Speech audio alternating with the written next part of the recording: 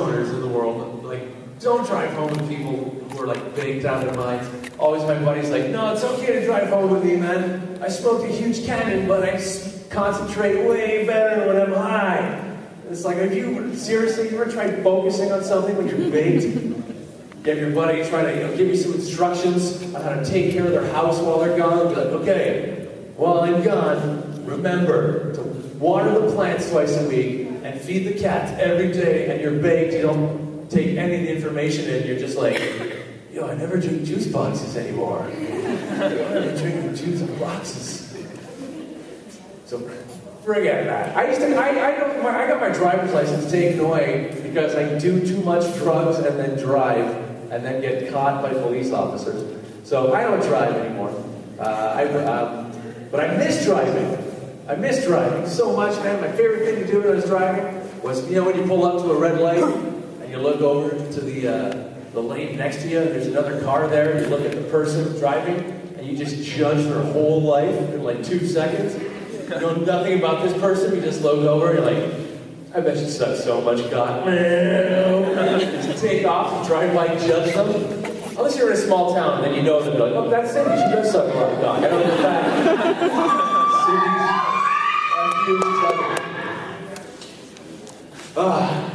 So I travel a whole bunch. I don't know if you guys heard about this. I was in Ottawa. And Ottawa, you've wooed for everything. Okay, let's try it. Toronto Maple Leafs.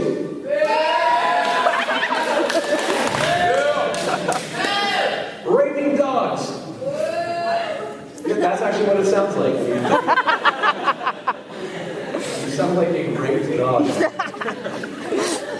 I was in Ottawa.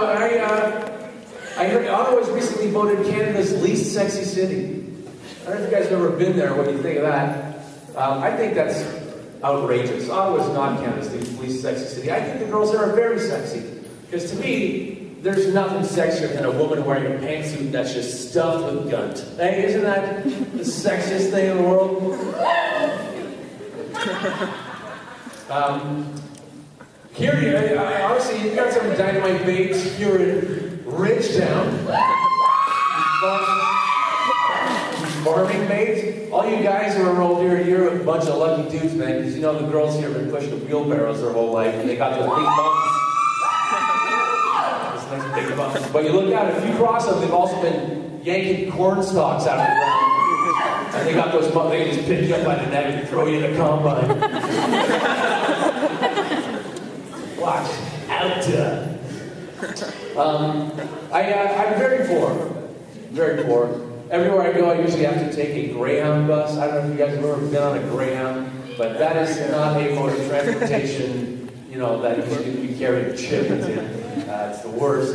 I had an embarrassing Greyhound moment not so long ago. I was having a wicked toaster strudel morning. You know, isn't that the best way to start your day, toaster strudel? Whip out what are you talking about? Whip out the guys who do some arts and crafts first thing in the morning? Best. I wrote the word ass on my strudel. Like, oh yeah, I'm eating ass. Just laughing alone in my kitchen.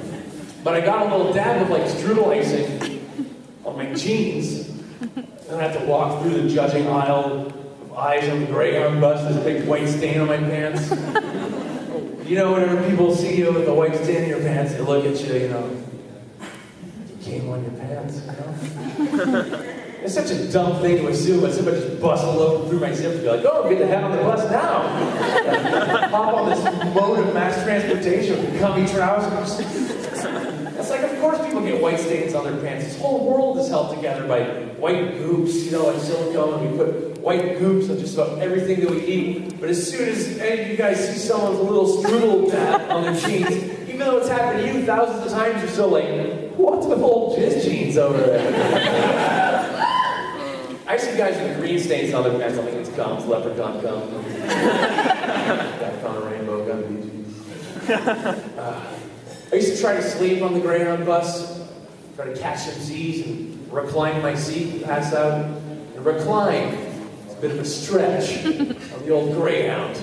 Because like this, there's no way of passing out. Crank that fucker back to this. Oh yeah! I out like a man sitting at 90 degrees. So what I do now to pass the time is I watch movies on my laptop, and I made the brutal mistake of watching a horror movie on the night bus. It's like the bus that goes from midnight to 6 in the morning. And this like scary part happened in the movie where a ghost just ran by a window, the violins went, freaked me out. You gotta picture it's like pitch black, dead quiet, and I get scared. And I let off the scream. The only thing you hear on the bus is me go, you hear nothing except for, people are looking around like, does this old man have a question about something? Either that guy got a second weight stain on his pants. Possible options. No. I got, if you ever wind up on the Greyhound, I've got some tips for you to make sure you get to keep the 2 seats to yourself. Because you want the 2 seats. You don't want some asshole with ham sandwich breath sitting next to you and yapping away the whole time. So I developed these tactics to make sure no one sits next to you. The first tactic is when people are coming down the aisle, you want to start smelling your fingers and looking really satisfied. Oh, yeah. Oh, that's great. People will walk right by you. Second tactic is you go up and you turn around and sit backwards in your seat, like face first, crushed into the seat like that. I like pretend to be listening to tunes. And no one will sit next to that crazy asshole. The problem with that was it's really physically demanding, you know, but just doing that hurt my back a bit. So the best tactic is to wait for people to be coming down the aisle. When they look like they want to sit next to you, you look them right in the eyes and you go, oh yeah, fuck yeah, sit next to me, shit, yeah, please. Oh, fucking sit next to me, yeah. You walk right by and you stretch your shit out, man. So I'd like to take this time.